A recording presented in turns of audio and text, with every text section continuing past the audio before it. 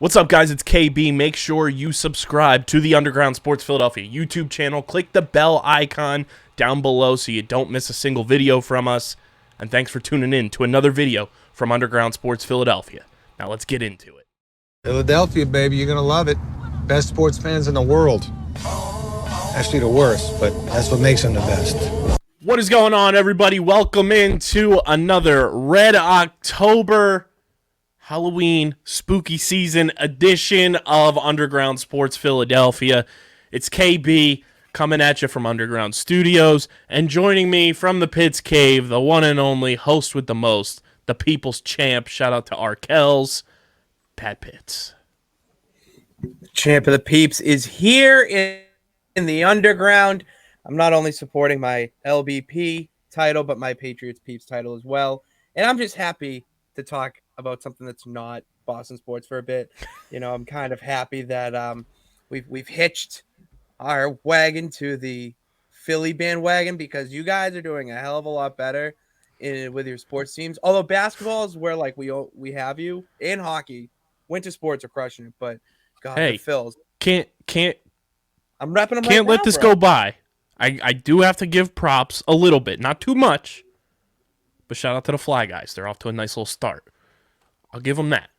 They're not in the pantheon of the Fight-Ins, the Union, or the undefeated Philadelphia Eagles, but the Flyers are off to a nice start. Good job, boys. Keep it up. We'll see what happens after October. Today's the last day of Optimistic October, so we'll see what happens after that. And yeah, we'll see what happens with the basketball team. If I said if they have to be our sacrificial lamb for the Phillies to win a World Series, so be it. I would like that. I would like that very much. Like I if really if it ends up so the Phillies win a World Series and Doc Rivers gets fired, sign me up. See, I hate to hear Doc Rivers. You have a nostalgic view of Doc Rivers. He's not a good coach anymore. He's not a good coach anymore. He needs to go, and Sam Cassell needs to be our head coach. Ooh, I do like that. Yeah. Maybe bring Doc and put him in an exec role in Boston. Boom. There Doc you go. can shoot. That's what I'm saying. Exec role. Put him hey. like in a nice office role. I think it'd be great. Yeah, you guys need help in the office because our former assistant coach and now your suspended head coach is. We do. We need a yikes. Morale. We need a moral compass in that office. We need a moral compass. We're going to get into the World Series. We're going to get into were the Astros cheating because they were. We'll get into the Game 2 alleged cheating. We'll also get into the undefeated Eagles, the Philadelphia Union going to the MLS Cup for the first time in club history. And, yeah, everything's coming up Philly. It's a great thing, Pitts. And before we get started, make sure you guys are following us on the socials at Underground PHI on Twitter and Instagram. We are 6 followers away from 3K on the main Twitter account. I don't know how much long Twitter will be a website, so it'd be kind of cool to hit that milestone before Elon blows the thing up completely. But once we get to 3K, we're doing a massive giveaway, so you don't want to miss that. Follow us at Underground PHI on Twitter and Instagram. Follow Pitts on the Twitter machine at Pat_Pitts. Follow me at KBIZZL311. Subscribe to the podcast feeds, Apple Podcasts, Spotify, wherever the hell you get your podcasts. Leave those 5-star ratings and reviews. It helps the show continue to grow. It helps more people join us underground. And that's what we want. We want a fun community for sports fans, by sports fans. So subscribe. This should be your one-stop shop for everything that's coming up Philly right now. Nowhere else does it better. Just subscribe. Leave those 5-star ratings and reviews. And, of course, subscribe to the Underground Sports Philadelphia YouTube channel where you get full video episodes of every single podcast on the network. Once we get to 1,000 subscribers, big things are going to go down with each and every show. It's going to be wild. We're at 269 subscribers as of this recording. So we still got a ways to go. So go subscribe. And Pitts, they can do this now. Ready? I'm going to blow your mind. Shout out to YouTube for integrating this. I love integration. YouTube.com/@Underground Sports Philadelphia. You type that in, it brings us right to the page. That's beautiful. That is brings you right to the page. But you got to include the @ symbol. That's easy enough. Easy. YouTube.com/ at Underground Sports Philadelphia. Brings you right to the page. Subscribe, smash the subscribe button, smash the like button, ring the bell icon so you don't miss any episodes or any videos we're dropping. And of course, comment down below your thoughts on the Phils, the Eagles, the Union, the Sixers, the Flyers, and everything coming out Philadelphia, okay? You're making my Delco come out, everybody. Let's do the fucking thing and subscribe to the YouTube. Big shout out to our sponsors who make this show happen. Main Auto LLC, Security 21 Security Systems, Paul J. Gillespie Incorporated, and the Dental Wellness Center of Vineland and Pitts. Underground Sports Philadelphia is also brought to you by PHI Apparel Co. PHI Apparel Company provide unique designs and high-quality clothing for the great fans of Philadelphia. These are our merch partners now. Merch is back. Merch is back. Merch is back. With their original designs for all, there's no doubt you'll stand out in the crowd. Just submitted our podcast logos over to PHI Apparel Company, so we'll have our own little setup in the shop over there shortly. But you guys can go over there, check out everything they got, gear up for the playoffs, for the Union, for the MLS Cup, for the World Series, for the Eagles, the Sixers, the Flyers, you name it. They got the best merch over there. One of the best shirts, Pitts. They have the Fanatic choking out Mr. Met. It's fantastic. That's iconic. They have Swoop beating the shit out of the Cowboys mascot with boxing gloves. And like that. Through the grapevine, per sources, there's going to be a shirt with Gritty punching the shit out of the Penguins mascot coming very, very soon. I like that. Because I hate the Penguins more than the Phillies. Or Flyers, excuse me. So you guys can use code UNDERGROUND for 10% off any apparel when you shop online at phiapparel.co. That's phiapparel.co. And use code UNDERGROUND for 10% off your order. Let's talk World Series. It is here. Matt and I previewed the World Series on the last episode. The Phils did the thing, though, and did what they had to do. They stole a game in Houston. I was at Xfinity Live for Game 1. It was absolute scenes. People were dancing on tables after the Phillies won in extra innings. JT Real Muto coming up in the clutch, the realest of the Mutos, no fake Mutos over here. Kind of a sloppy start for Aaron Nola. I kind of chalked that up to first World Series jitters, but the bullpen did the damn thing and pretty much outdueled the Astros bullpen, which is all you can ask for, especially with how good the Astros bullpen has been this postseason. And even when they were down 5-0, it didn't feel like they were out of it. It was so early on in the game, and knowing Justin Verlander's track record in the World Series, I felt confident that the Phillies bats would be able to come alive and do some things in some key opportunities. They did just that. They steal Game 1 6-5 in 10 innings, and that's what they had to do, Pitts. They had to steal one in Houston to really feel like they would be in the driver's seat. That's what they did against the Braves. That's what they did against the Padres. They stole Game 1. End up losing Game 2 again, like they did against the Braves and the Padres, but we all know it happened when we came back to Citizens Bank Park to play 3 home games against the Padres, 2 against the Braves. It's all coming up Philly, and I was just thrilled to see that they just never quit. Like, even in the World Series, like, you never know what's going to happen. You don't know if that spotlight is too big. But this team, they do not give a shit about what's going on. Garrett Stubbs said it best after Game 1. He said, we've been doing this all year. We don't give a shit if we go down. Like, the only thing anybody was saying in the dugout was, okay, we got to go out and get 5 runs because we just gave up 5. And I think you'll enjoy this too. He said that everyone on the Phillies drinks a shit ton of coffee, and they're always beaned up. Dude, you gotta say caffeinated. I'm not kidding you. That's how I get through my day. They're beaned up, Pitts. Beaned up. All right. First off, that's the weird. Boston being called Beantown is probably the biggest question I still have to this day. But you have to say beaned up though, especially in that scenario. And my thing with watching that, I only caught like the tail end of it at the bar. Did see extra innings though, and like you said, they just didn't stop fighting. It seemed like 5-0 felt like 1-0. They just didn't care. And the fact that they came back and showed they can, that's a team that's dangerous to win a World Series, especially stealing one. And then you're gonna go and play. Do they play 3 in the World Series? Yeah. You're gonna play 3 games in Philly with that crowd. Like, home field advantage is a real thing. It is a 1,000% a real thing, but it depends on the market.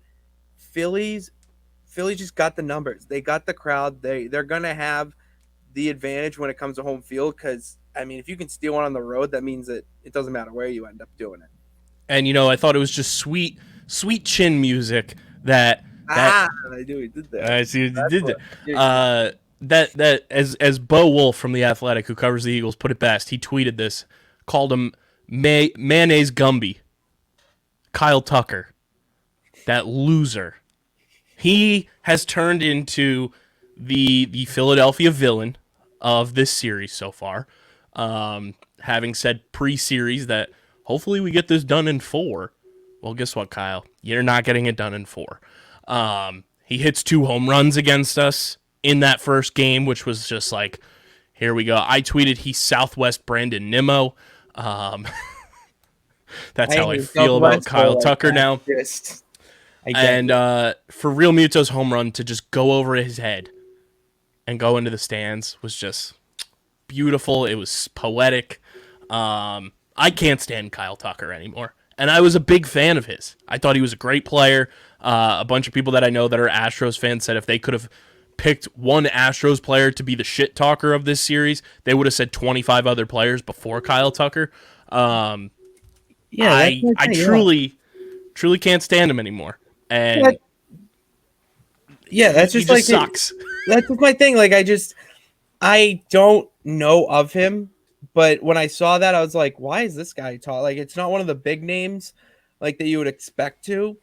And for him to say that, just like, okay, weird. And he's such a dork. When it's that guy who says it, that's when it pisses you off and gives you even more bulletin board material because you're like, this guy's saying it, really? All right, let's shut him up. And like, dude, this Phillies team is just all about shutting up people. Oh yeah, and like you see Tucker's bat break in the one at bat against Nola, and it was the cleanest break of a bat I've ever seen in my life. Like, it was like video game broken. Like, broke right at the handle. There was no splintering. Like, seemed a little sus to me.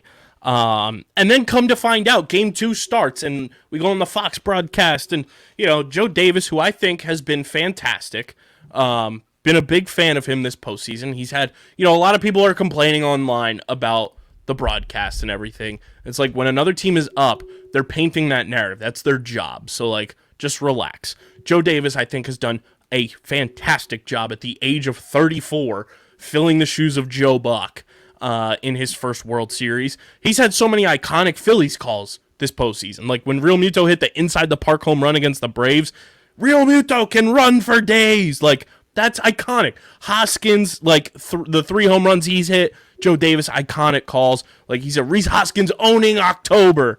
Redemption ones, like, he's been great. And then Harper, the swing of his life call, is going to go down in Philadelphia sports history. Yeah, I remember that. I remember hearing that one. Like, unbelievable stuff. Joe Davis and John Smoltz, former Brave. I have a soft spot for John. I have a soft spot for John Smoltz. He needs to get his act together and be a little more non-partial. He needs to be down the middle more, not leaning towards the Astros. He's now the Tim McCarver. Tim McCarver was anti-Sox every time. McCarver was anti-Phillies, and he played for the Phillies. That's why I mean. There's always going to be that guy, that villain. But Smoltz needs to take a page out of Tony Romo's book. Like, Romo will call an Eagles game down the middle, and he played for the Cowboys. But he's not biased against the Eagles. It's great. But they come out and say, Martin Maldonado, MLB informed him that the bat he was using in Game 1, which, mind you, Pat Pitts, he went 1 for 3 and got an RBI with that bat, was gifted to him from Albert Pujols, who, if you all tuned in during our Home Run Derby stream, that's when I went full villain mode against Albert Pujols. And then it continued in the postseason when the Philadelphia Phillies baseball organization put an end to that old man's career. Gifted one Martin Maldonado this bat, and Martin Maldonado just thought it was okay to use. Well, guess what? That bat was actually outlawed when MLB redid their standards for bats Pujols was grandfathered in, which I don't understand how you can grandfather in a bat if you're. I think it's very different than. Pujols, that's why. Yeah, exactly. There you And go. I think it's very different than the hockey rule with like the visors and like, you know, in the PLL this year, players who are coming in, you have to wear chest pads. If you played in the PLL from 19 to 21, you don't have to wear them, but you can. I think it's very different than that. You're using your tool that helps you succeed in the game. If you're outlawing that, it should be outlawed across the board. I don't want to hear any, he was grandfathered in because he came into the league before 2010. I think that's bullshit, first of all.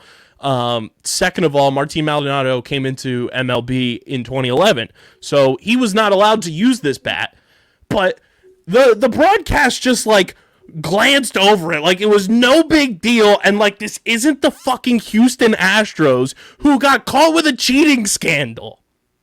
Yeah, it's just like Once a cheater, always a cheater. Yeah. I was flabbergasted, like how nonchalant they were about it. It's funny to me that it's just like, oh yeah, the Astros cheated. Like that's it. Like it's not a big thing. It's just like, oh, that's what they do. Like that's what we're classifying it as. Essentially. It blew my mind. Like Oh, fine.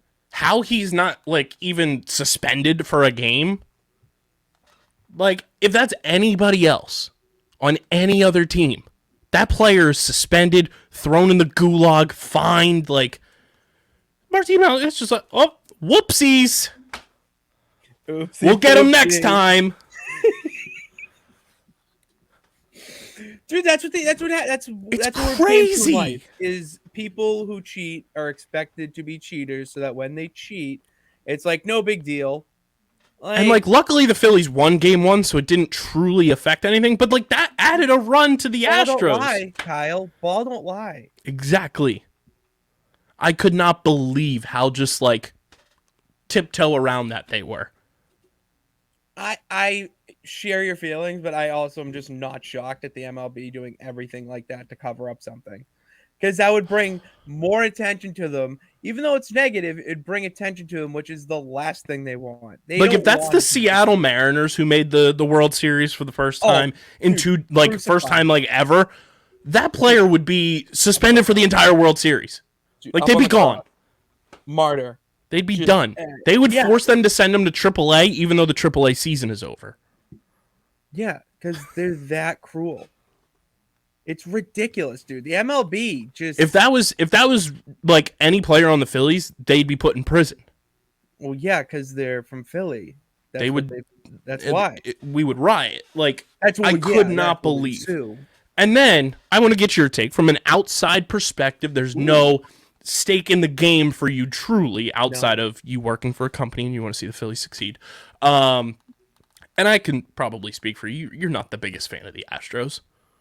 No, I don't fucking like that. I like Altuve for a while, but then after they cheated, I was like, yeah, everyone tried to compare it to the Black Sox, which I don't at all. It's very different. Very different. But I just still cheating, but very different. It is, and it's not like the steroid era either. It's like they are deliberately knowing when it's going to happen, and that's the other element of baseball. Why certain players are better than others is that anticipation. And when you take that out of it, I mean, it's fucking T-ball at that point. Mm-hmm. And I mean, all those men playing this game, playing T-ball, it's, a joke.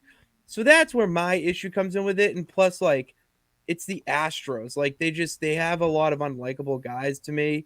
And I just was never a fan of them to begin with. Did you see Castellanos lift his shirt up when he made that catch? My God, dude, I see another reason why I fucking love that man so much. The GOAT. Shout out to my Castellanos family. It's just I am not a fan of the Astros, and especially for them cheating. It just is like another added layer where like you have like perfect example, like people hate Boston sports fans or whatnot, and Boston needs because of cheating and stuff, and like in certain it's like it's different forms of cheating in a way. And that's the thing, it's like, oh, you're doing something because you're just tiptoeing around the line just to see what you can get away with, where this is just deliberate, just knowing what you're doing. And that's where I draw the line. So I want to get your perspective on Framber Valdez and the way that he was, as people are saying, he's a twitchy guy and was rubbing his hands with the baseball and kind of rubbing in the corner of his one hand and then walking off the field every single time. He would grab his hat, grab his hair, rub that inseam of your thumb and your pointer finger, for the people not watching on YouTube, onto his jersey and into his pocket and everything before he went to the umpire to get checked. And then Pitching Ninja on Twitter tweeted that, he's done this all year. Like, it's not just the playoffs. Like, he had been doing this since game one that he started, which just kind of is, more questioning in my brain than anything else. But it's like, you're a team that is known for cheating. You're a team that has had guys in the past use the sticky stuff, a.k.a. one Garrett Cole, when he pitched for the Astros, was using spider tack, which at the time it was not illegal, but now it is. You would think you would try to not make something like that so fucking obvious. And when everybody is laser focused on you, especially after the night before it comes out that one of your teammates was doing something illegal, you would think you would tone it down a little bit, is what I have to say. Was he cheating? We'll never know. A lot of people said the way the umpires were checking him, it was like that famous video meme of the guys at security. Oh yeah, that's my favorite. We're just so funny. Which kind of was patting down Casper the Ghost. But I don't know. It was very suspect to me. Not the first suspect thing in our corners that we've seen this week, which we'll get into later. But very suspect, just very like, I don't know. If I was Framber Valdez and if I was Dusty Baker, I'd be like, hey, let's tone that down a little bit. Yeah, it just looks obvious. It's just, to me, when I saw it, like, as you said, no stake in the game. I'm just looking at it, and when I see it, I just think, oh, maybe they should check on him for doing that. Like, when a guy does a certain motion like that, even if it is ritual, just go out and check mid-inning. He can't do anything if you just check it right off Which the bat. I was glad Rob Thompson didn't, say go check him, because then it's kind of like a bitch move type thing. Yeah. Not that it's, against the rules, but it's very Mets on Joe Musgrove. So I was fine with that. And Rob Thompson addressed it after the game and said, did they think something was going on? They said, yeah, we noticed it. But these umpires are checking them every inning, and we felt like they were doing their job and everything, so they didn't want to really address it too much further. And if MLB found anything, they'll be the ones to handle it. I don't know. Am I saying he cheated? No. Did it seem very suspicious and weird? Absolutely. But the Phillies lose game 2. They had opportunities to win it. I don't know if you saw this too, Pitts. Do you follow that umpire account where they do the umpire report cards? Yeah. Wait, didn't what's his face get 100%?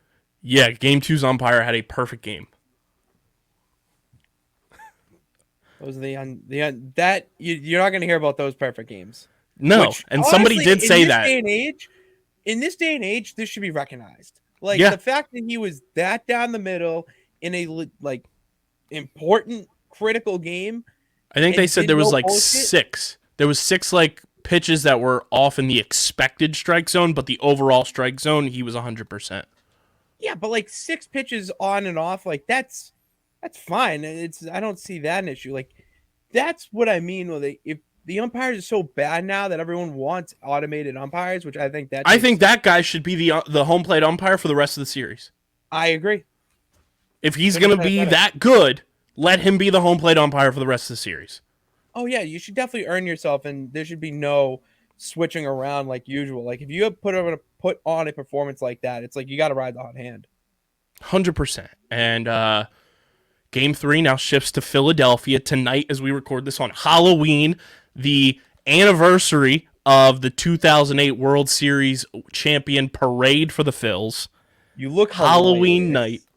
Dude, you look hilarious in that photo. With no beard and the smile just literal ear long hair down to my shoulders. Oh my god, dude. That is I don't know him. I want to know that kid. Yeah, that was a cool kid, man. Guy I want to know. It was incredible. Oh my god, the picture is incredible. Anniversary of the parade. I was wrong in my prediction of who was going to be throwing out the first pitch. But tonight in Philly is going to be absolute madness. Hopefully this rain stays away, because it's supposed to rain here, and hopefully it doesn't. Hopefully that subsides. But I don't know if you saw who was throwing out the first pitch. They're going Philadelphia Championship Legends for the ceremonial first pitch tonight, Pitts. It's 4 guys. Michael Jack Schmidt, Dr. J, Bernie Parent, and Brandon Graham. Oh, okay. 4 Philadelphia icons who that is have all won good championships for their respective teams. They never won? They all did. They all won Oh, they all did. championships. That's what you thought. Okay, yeah, that's what I thought. Okay. Because everyone's like, "Oh, you could have done Brian Dawkins," and it's like, no offense to B Doc, he's my hero. Right. He didn't win a Super Bowl. Brandon Graham did. My 1B of favorite football players ever, or safeties ever. It's B Doc and Ed Reed. But no, imagine Rocky was thrown out. Like Sylvester Stallone just came out there. It wouldn't shock me if he's there one of these games. Do one of these, like, yeah. He's been at Eagles games, like flexing before, like when Creed was coming out, and now that Creed 3 is on the horizon. It wouldn't shock me if he ends up at one of these games. But Brandon Graham, Dr. J, Bernie Parent, and Michael Jack Schmidt throwing out the ceremonial first pitches tonight for Game 3. I thought it was going to be Cole Hamels because World Series MVP in 2008, anniversary of the parade tonight. I thought it was going to be Cole Hamels, but I'm not mad. You get the crowd fired up on Halloween in Philadelphia with 4 icons in this city. Very, very excited for that. Game 4 is going to be Jimmy Rollins throwing out the first pitch. And then everybody's suspected Game 5 guess, especially if they win these next 2 games, is Brad Lidge throwing it out to Carlos Ruiz. Which, nice. If that happens, we ain't losing, as Bryce Harper once said. There's no shot you were to lose. But yeah, Game 3 tonight, Noah Syndergaard on the mound for the Phils, going up against Lance McCullers. Dude, you got the God of Thunder on the mound. How can you lose with the God of Thunder? I just find it so poetic that Noah Syndergaard is starting a World Series game for the Philadelphia Phillies. While the Mets are at home. Yeah, that's the best part. That's about the best part about this game.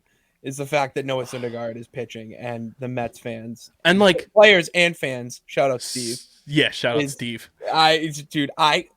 Personal anecdote. I am so happy that the Mets lost just because of that. Like, it just brings just sweet joy, deliciousness to my life.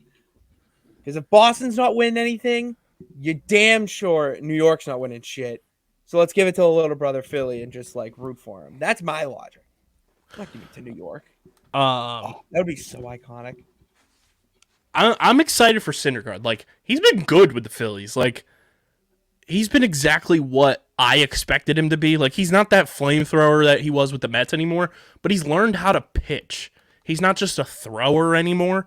Like, he mixes in the off-speed a lot more often now because his fastball is lower in velocity, but if he can get through... And, like, Syndergaard has good numbers against the Astros in his career. So, like, that's a positive. I'm expecting, like, 4 innings from Syndergaard tonight because he hasn't pitched, like, lengthy into games since, like, early September, maybe even August. He's been in the bullpen primarily, which I wasn't a big fan of, but it's worked. So if you can get 4 innings out of Syndergaard tonight, I feel real good about the Phillies' chances. Because I think Lance McCullers might be the worst starter the Astros are throwing out there, and that's no slight at him. I think he's a very good pitcher, but I think he's the worst of the 4 that they'll be throwing out there. So if you can take your opportunities, the Phillies have to work counts. That's been my biggest, like, want to pull my hair out moment is, like, guys swinging first pitch, not working the count, not getting the pitch count up on some of these starters for the Astros and even some of the relievers. That's why I said, too, I don't care who is on the mound for the Astros, a lefty or a righty. Bryson Stott has to be in the lineup for the remainder of the series because the way he works counts and is so disciplined at the plate. He's had 2 at-bats against Astros pitching in this series already where he's gone 10 plus pitches against them and gotten on base. Yeah. You can't teach that. You can't. Moneyball. You got to stay disciplined at the plate, and that's what's going to win you these games. I mean, you can't. That's the thing. The Astros, they want you to swing and miss. They want to get you on those pitches. So if you can just stay disciplined at the plate, I mean, dude, you're already a step ahead of them. And the Phillies are so much better at home and not that they've been bad on the road this postseason. Like they've won 4 games on the road this postseason, which is all they've really had to do. But they're 7-0, knock on wood, at home this postseason. Night and day. Their offensive production has been way better at Citizens Bank Park. That's when Rhys Hoskins has gotten hot. That's when Bryce Harper's been hitting to the opposite field. That's where you've seen Kyle Schwarber get hot. I like the Phillies playing at home. So I'm excited for, this game, and I think if the Phillies win game 3, I'm feeling real good about the rest of the series. I would feel real good, especially you got 2 in Philly. Yeah. It's tough to win in Philly. So I'm feeling good right now. But you guys can go to our homies over at playpickup.com, play the hottest headlines in sports, including World Series props, NFL, NBA, NHL, NASCAR, you name it. They got the props for you over at playpickup.com. Start playing the hottest headlines in sports. Rack up points on your fan profiles. Cash them in for prizes on the pickup marketplace. That's playpickup.com. Patty Pitts, the Philadelphia Eagles are undefeated still. I love it. I absolutely love it. And it's just so nice because I was a big proponent of Jalen Hurts. Everyone was trying to ride him off and be like, oh, he's just another running quarterback facade. And I'm like, no, he can throw and he's got the tools to do it. He's finally showing it off. And dude, speaking of streams, that draft day stream, AJ Brown, that trade is literally probably the one trade that made their season. Crazy. Because after his performance this week, I obviously benefited from it in fantasy. Thank God. That's why I benefited from it because I don't know if I told you this. I placed a prop bet early in the season on a certain sports book for AJ Brown's touchdown total for the season over. The line was 6.5. It felt very low to me preseason. That is low. And then going into this week, I was like, all right, AJ, we got to pick it up a little bit. He's now up to 5 total touchdowns on the season with 9 games to go. Yeah. I'm feeling he almost had a 4th touchdown too, which I would have been like, let's go. We're right there. He's so good, and it's so funny that the Titans just traded him and refused to pay him. And not that I wish injury on anybody because I like Treylon Burks as a receiver, but it sucks that he's injured for the Titans and just the NFL because I think he's very talented. They could use him right now. But that's who the Titans drafted with the pick that they got for AJ Brown. It's just and look at what AJ Brown is doing right now, posting unbelievable social media posts about the game. He posted on Instagram 10 slide thing and then 4 photos on Twitter, and one of the things was a movie theater marquee, and it says, "I'm that song you skipped and found out later it was fire." That is how could you not love him? He's so good. Oh, that's a great captain. Dude, he is so he's so good. He's so big and he's so cool. And he's so cool too. He's Batman.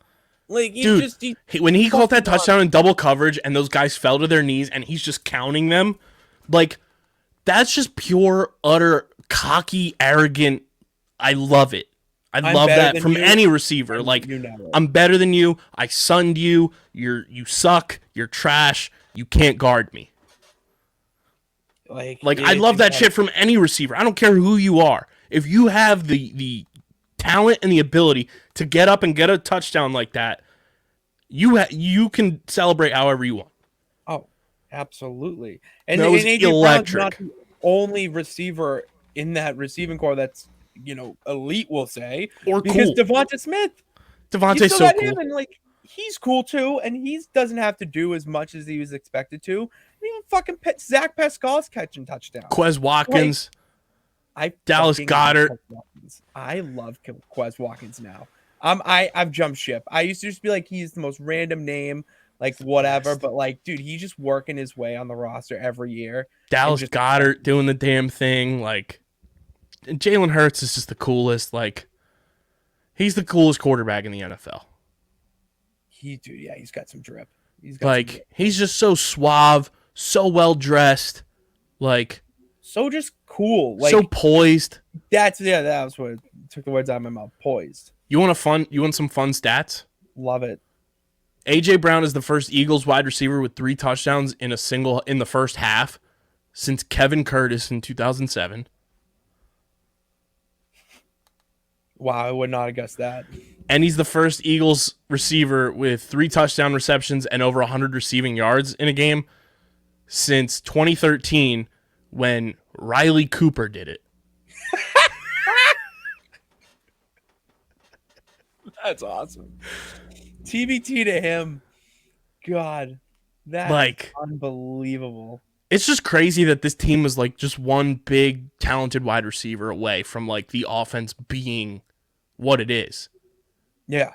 It's wild, like how drastic of a switch gets flipped when a guy like AJ Brown comes in. And like, he's the most talented receiver I've seen play for the Eagles, in my opinion, outside of T.O.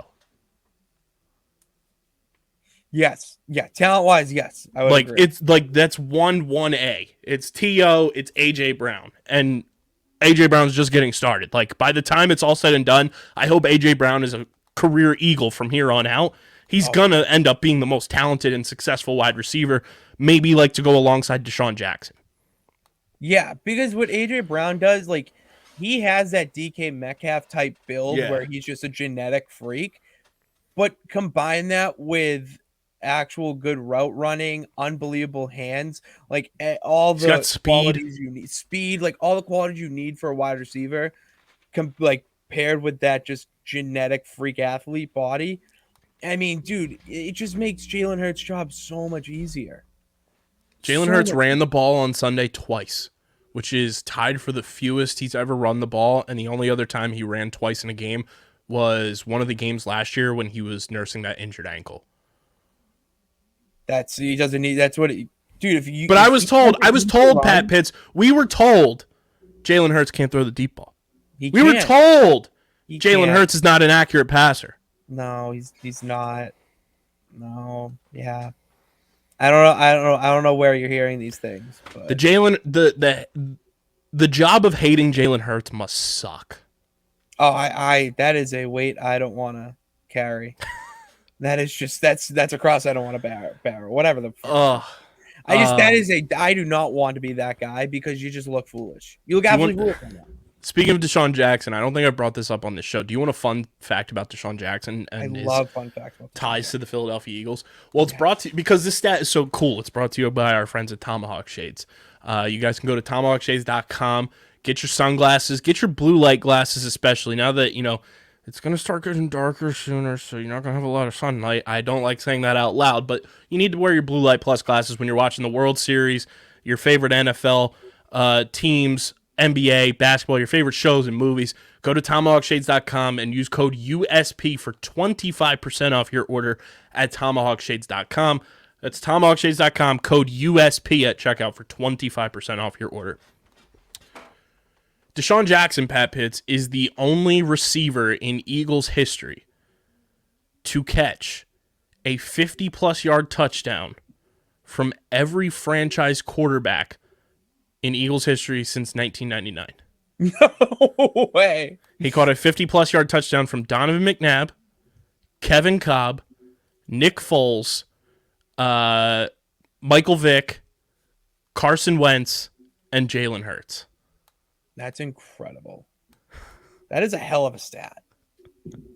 Kevin Cobb. Fuck Kevin Cobb. I hate him so much. Like, he's the reason I lost my first ever fantasy season and what spiraled. He played like 4 games as an Eagle, and yet Deshaun Jackson has a 50-yard touchdown reception from him. Yes, because Deshaun Jackson and 50-yard touchdowns are basically automatic. Dude, Donovan, Kevin Cobb, Michael Vick, Nick Foles, Carson Wentz, and Jalen Hurts have all thrown 50-plus yard touchdown passes to Deshaun Jackson. I think if you asked anyone, the most shocking person to throw a 50-yard touchdown out of that would be Carson Wentz. I would probably say Cobb, or when it happened, I would say Jalen Hurts, because it was Hurts' rookie season. Oh, all right. When it was 2020. Okay, yeah. Like, I think yeah, those he two came are into more the- shocking. And he came in against the Saints, right? It was a game against the Cowboys. Oh, his first start was against the Saints. That's right. Yeah. That's right. And that was where, yes. Okay. I'm getting my now I'm on. But, like, that was just mind-blowing stat to me. Oh, yeah. It's insane. But the Eagles undefeated. They get the Texans on Thursday Night Football this coming week. Matt and I will talk about it. Eagles enemies later this week as well. We'll break that all down. But the NFL trade deadline is also coming up on Tuesday. Eagles obviously got Robert Quinn from the Bears. Roquan Smith gets traded today as we record this to the Ravens, so he's not teaming back up with his bestie boo, Robert Quinn, unfortunately. Allegedly, Pets, the rumors are the Eagles aren't done. Everybody's saying the Eagles got another trick up their sleeve. They're not done wheeling and dealing. I don't know how I feel about it. The alleged rumor is Kareem Hunt. I don't want Kareem Hunt on this team. You know what? No. Okay, I'm drawing a line. Champion speaking. Okay, I'm getting annoyed. To be fair, real I do annoyed. not want Kareem Hunt on this team because I don't want a domestic abuser on my team. Okay, well, yeah. I'm going strictly facts here. Football, I don't talk about that. We talk about what's going on in the field. And what is going on in the field is Kareem Hunt should not be on a Philadelphia Eagles field. He shouldn't, I understand the Browns trading him. I get it. It makes sense because you already have Nick Chubb, and he seems like if you just develop him a little bit with his pass catching ability, then you have a very good top 8-5 running back. But with Kareem Hunt, he cannot go to a team like the Eagles because they already have Miles Sanders, which if I said this about, I would say a few months ago, I'd be called an idiot. But look what he's done. He's had a pretty good season so far this year. And it would be better and you'd get more value for him if you were to trade him to another team. I'm not saying trade him to the Patriots either. I don't want to, my bias to get thrown. The Patriots don't need him. But another team does that, like maybe the Rams, maybe dump Cam Akers, just let him play out the rest of the year on the Browns contract, whatever. And then if you add Kareem Hunt in that Rams offense, that'd be fucking electric. You know what I mean? Or just there's a lot more, maybe Seattle because you don't have, they have Kenneth Walker. But the point is, the Eagles don't need him. I'm going on a rant here because they don't need him. The Miles Sanders has been good this year. That's what I mean. He's been fine. And he's been scoring touchdowns, something he hasn't done since 2020. Yeah. And I don't know. It's one of those things that I'm not the biggest Kareem Hunt guy either.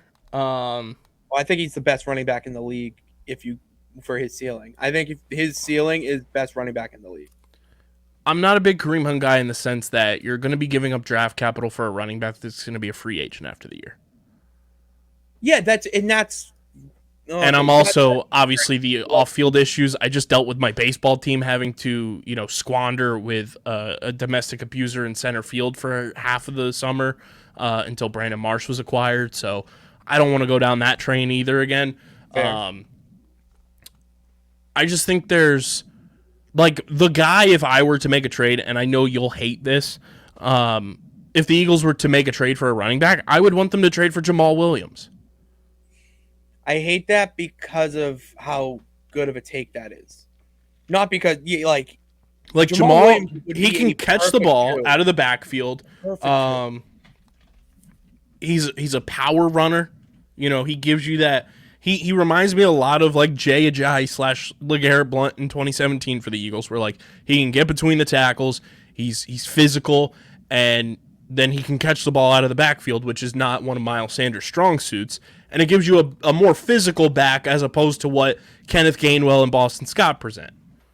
Yeah. Jamal Williams is a great 2, that can complement Sanders well, because he can bring, like, when Sanders needs that, extra time, like extra rest, Williams can come in there and just be an absolute just force, like just bulldozer up the gut, because he runs with so much power and just the way he explodes off the line. It's like you want that out of a one, but he's giving you that as a two, and he doesn't need to be that one guy. You know what I mean? He just wants to do his part for the team. And yeah, he would fit in the Eagles really well, but yeah, I think I don't think he's on the market. And he's a good vibes guy. Like he fits the vibes of this Eagles team, which the Eagles Pitts, I think they have just signed a member to their practice squad that is a member of the Hall of Fame all name team. If you say little John Humphrey, I'm gonna get really sad. No. Corner, he's a defensive back, so it makes it even cooler. Cornerback Javelin Guidry. That's Hall of Fame all name team. Dude, that's something. Javelin Guidry. That is a hell of a name. That's incredible. I want to shake his parents' hands. Oh, that's just great. It's really great when the parents do their job and give their child a great name. That's an impeccable name. Well done. I hope he gets a good number, too, because then he'll truly pass the test. A little breaking news here, too, Pitts. The NBA has announced it has rescinded Sixers second-round picks in 2023 and 2024 from their tampering findings with James Harden. Do you guys even care? Like, because I don't. I really, like, to me, I would love to give my thoughts about something like that, but it's just, it means nothing to me. It's a slap on the wrist, and it sucks for the purposes of where the Sixers are now in terms of like getting trades to go through, because you would throw those types of draft picks in a trade. Okay, yep. But I think the whole tampering investigation thing is so shoddy and dumb. Like, oh, bullshit. The only reason that they did it is because it's the Sixers. Adam Silver hates the Sixers, and that's the only reason they did it. And that's that on that. Pitts, the Philadelphia Union, though. Everything's coming up Philly. They are the Eastern Conference champions in the MLS. They take down NYCFC 3-1 on Sunday night in Philly. They tie an MLS record for most consecutive home wins in the history of MLS with 11 straight at home, including the postseason. And now, I want to get your take on this as a non-soccer fan, really. I find this very strange that a championship game that is just a one-off game is being played at LAFC for the championship, which is the Union's opponent. Very rare that you get both one seeds in MLS to go toe-to-toe for a championship, but they play the game at the number one overall seed for the champion. I find that very strange. I don't understand why it's not a neutral site. It's minor league. That's a good way. That's a good way to put it. Is that when leagues do that, it's because they just it's not a good marketing thing. It's not a good league thing where you have just so the number one team hosting, because then it just doesn't give it that playoff feel. It doesn't give it that championship lore. Where if you did have it at a neutral site, you could fill the stadium with both fans of both sides, promotion. Like, you can do so much more with it, and it's very just simple. And you can't be simple for any championship game in any league. It's the championship for a reason. I don't like that at all. It's very weird. Very minor league. It's not like the NBA, MLB, or NHL where it's a series. Yeah, and you're going back and forth. That makes more sense. But I feel like it should be more like the NFL.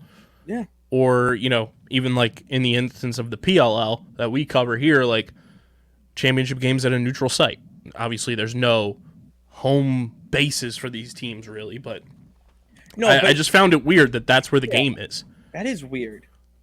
I would think, like, if it's LA and Philly, do like a Chicago or like a Texas, or you know what I mean? Like, do like a warm place location. Like, the MLS has gotten very super popular over the past decade, and I think has enough of a following that like you'd be able to rent out one of your stadiums in your league for a one-game championship.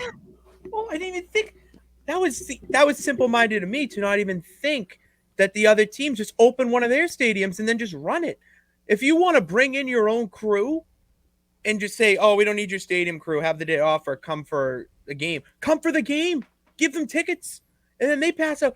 Like, there's so much you can do with it, and it's just they're missing out because they're not taking a step back and looking at it from a I would say realistic standpoint. It's very strange to me that that's the case. But nonetheless, both teams, LAFC and the Philadelphia Union, in their first championship game appearance in franchise histories, both are the 1 seeds. The only reason that the game is in LA is because of a tiebreaker as well. Both teams finished with the same amount of points this year, but LA had a better win-loss record, and that's your tiebreaker. So they get the home game for the championship, but this has been the best Philadelphia Union team that Matt has seen, that I have seen since I've started, watching the Union more diligently. And the fact that the Eagles are undefeated, the fact that the Phillies are in the World Series, the Flyers are off to such a hot start, and now the Union are playing for a championship as well on top of that. The craziest part of this whole thing, Pitts, is if the World Series goes 7 games, the Phillies and the Union could be playing for a championship on the same exact day. I think that would be a first in history. That has to be. I've never heard of something like that, where 2 franchises of different sports, but from the same city, playing in a championship game on the same day. I don't think I've ever heard of that. It's crazy.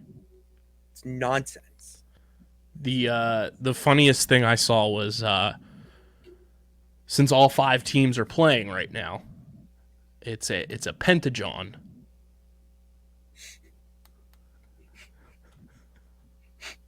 That was I didn't like how I liked that. Hey, we got a pentagon going over here in Philadelphia, everybody. We got the Union, the Flyers, the Sixers, the Eagles, the Phils, all playing at once. It's a pentagon. Yeah, we don't talk like that up here. We talk a little something like this. How the Pats are just terrible. You pronounce car with 10 H's. Yeah, like how every American should. And did you see the King of Boston, Bill Burr, tweeting about the World Series the other day? No. Bill Burr, the King of Boston. I think there's 5 other names that could go over that, but he's my King of Boston. I think you said King of Boston. I immediately thought John Krasinski. Oh no, he's the king of Multiverse 838. So Bill Burr is rooting for the Phillies in this World Series. He hates the Astros. Good. I love how another Bostonian. So here we go. This was for Game 1. He was tweeting. The team that fixed the 2017 World Series is up 2-0 on the Philadelphia Phillies. Altuve, sans trash can, hits into an inning-ending double play. So we're just not calling him by name. Someone tweeted him a Houston Trastros logo. He retweeted it. I love that. Halliburton, Joel Osteen, and the Houston Astros. Okay. Who's Joel Osteen? He's the mega church guy that wouldn't let people in during the hurricane. Oh my God. He's a loser. What a douche. Oh, okay, the pot has been stirred. My work is done. Go Phillies. The trash can is working. Woo! Hashtag Phillies. See, those are like tweets that I would do. We tweet very similar. Where you just woo, like just noises. I also love, and you'll be a little offended by this, being a Patriots fan, but we've mentioned this a couple times on the pod. There was somebody tweeted, I want you to hop in the time machine back to 2017, where this little football team from Philadelphia, during their playoff run, was dubbed underdogs. Their first matchup that they played was against a team with a bird mascot. Their second team that they played in their playoff run as underdogs had a human-like mascot. And then the third team they played in their championship was against a heavy favorite who had a track record in their franchise for cheating. And then Well, that's just history repeating itself. you jump to 2022, where this little baseball team from Philadelphia was dubbed underdogs during their postseason run. Their first round matchup was against a team with a bird mascot. Their next two matchups were against teams with human-like mascots. And then their championship matchup was against a heavy favorite who had a track record in their franchise for cheating. I mean, the stars are aligned to me. What you're telling me. And then we had this a little bit closer to home. Our original producer, Tyler Steinbrun, back in 2017, in January of 2017, or 2018, I'm sorry, before the Eagles played in the Super Bowl, got called up on stage by the famous band from Las Vegas, the Killers, to play drums with them to a song called Reasons Unknown in front of a sold-out Wells Fargo Center, right before the Eagles went to go on and play and win the Super Bowl. And then a few weeks ago in September, our good friend Tyler Steinbrun got called back up on stage in front of a sold-out Wells Fargo Center to play drums with the Killers to a little song called Reasons Unknown weeks before the Phillies would go on a playoff and World Series run. Dude, the connection, this is getting to be like Abraham Lincoln JFK type shit. Like, this is like I am really, you want to talk about Halloween spooky. This is spooky. You got any more, or? That's all I got right now. Oh, all right. I'm like on the edge of my seat looking for more facts here. But yeah, those are the two connections there. It's pretty wild. But yeah, the Union are playing for a championship, and then this past week, I went viral. You did. I was part of a viral sensation across the internet. We have the official statement from Coach Russo on the Dan Russo Show, which came out this weekend.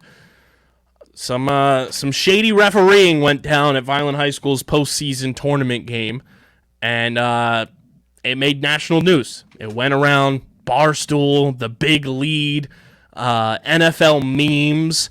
It was allegedly on Sports Center, from what we were told, and production company. Your boy was on the broadcast for that game. It's just incredible. That's just like absolutely incredible that it was Vineland of all high school teams. When I first started, I didn't think anything of it. I'm not looking at the, ticker bar or anything. And I just see that just shady shit going down. I'm like, what the hell is this? And I just like look at it, I'm like, oh, this is ridiculous. So give it the like, whatever. And then when you sent it in the Fantastic Four group, I fucking lost it. Like, no way you were on the broadcast for this. Yeah. I was just like rafflecoptering everywhere. Just like, of course it is. And the fact you got him on too, day after, for the official. He wanted to do it. It's his show on our network. Very, very thankful that we have that partnership with Vineland Football and Coach Russo. He said he wanted his official statement to be on the show to get it out there, and said, let's do it. So we did the show a little bit earlier than expected, and pretty wild shit that, you never know what's going to go viral, and then it's a broadcast of you saying, what? Dude, I heard that. I heard because I didn't hear obviously you, but then you said point it out, and I just heard the what, and I just like what? Like, of course, no way. Oh, it's incredible. Yeah, we posted the full clip on YouTube and Instagram. You guys can go check that out. It's a YouTube short, and it's on our Instagram on our Reels run. So go check that out at Underground PHI. If you want to see the play, if you somehow missed it, but it's got like over 10 million views probably by now on Twitter from the video that did surface and go viral. Pretty wild shit, though. Vineland moving on, though. So shout out to the boys playing this Thursday at 5 o'clock at Egg Harbor Township. A little double header on Thursday night. Yeah, this bender of sports we've been on for the last month or so has been wild. Absolute chaos. It's insane.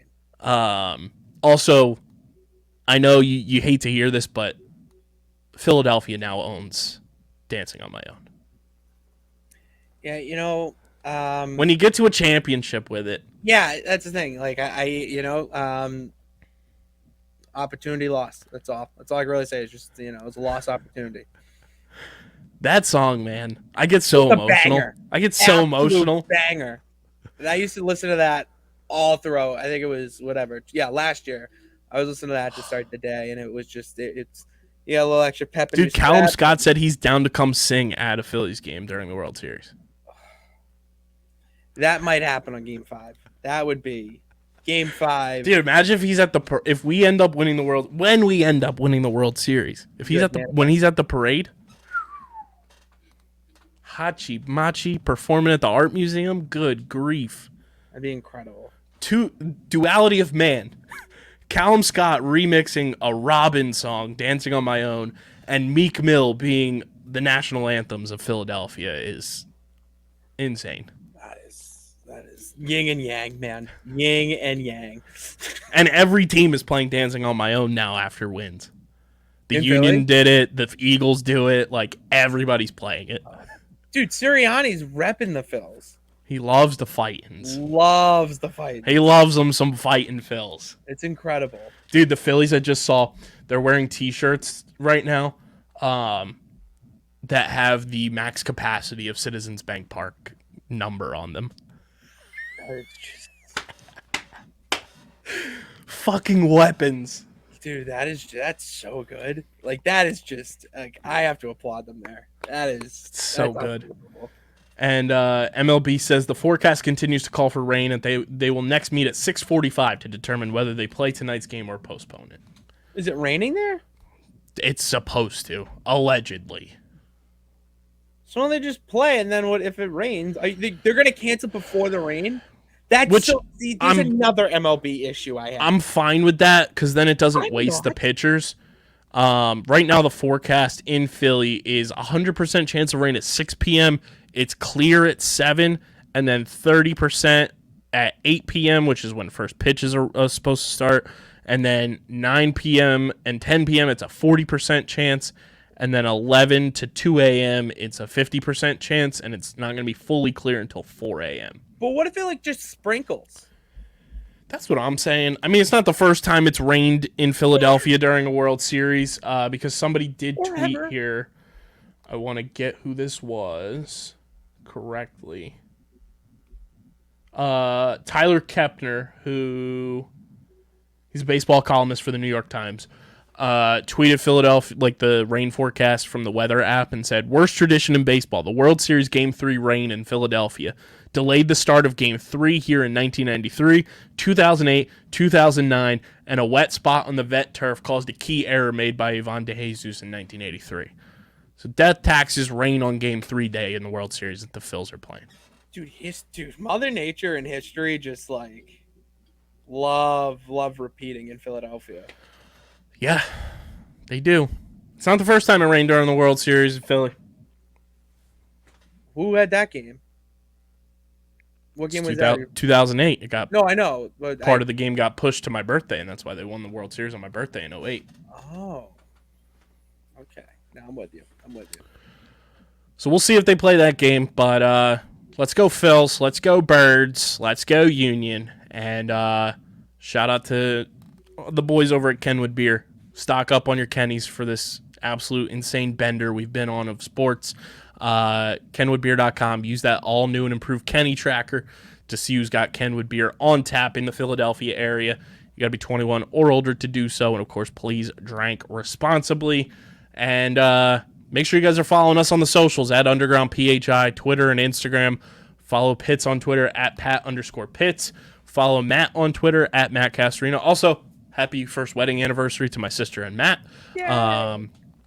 Follow me on Twitter at KBIZZL311. Subscribe to the podcast feed, Apple Podcasts, Spotify, wherever you get your podcasts. Leave those 5-star ratings and reviews. Subscribe to the Underground Sports Philadelphia YouTube channel.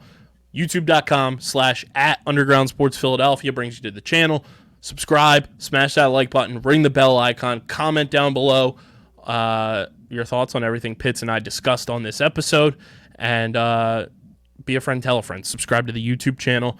Shout out to our sponsors who make this show happen. Main Auto LLC, Security 21 Security Systems, Paul J. Gillespie Incorporated, the Dental Wellness Center of Vineland, Tomahawk Shades Pickup, Kenwood Beer, Bino Board. All of their info is linked in the show notes on audio and in the description on YouTube. And shout out to our merch partners, PHI Apparel Company. Go to phiapparel.co and use code UNDERGROUND for 10% off your merch from our gang over there. And podcast merch will be available very, very soon. You'll know exactly when because we'll put it on social. But this has been episode number 477, another Red October, Halloween edition of Underground Sports Philadelphia. Pitch, your favorite Halloween costume? 1 year I went as Spider-Man. That was pretty cool. And then I went as Eminem another year.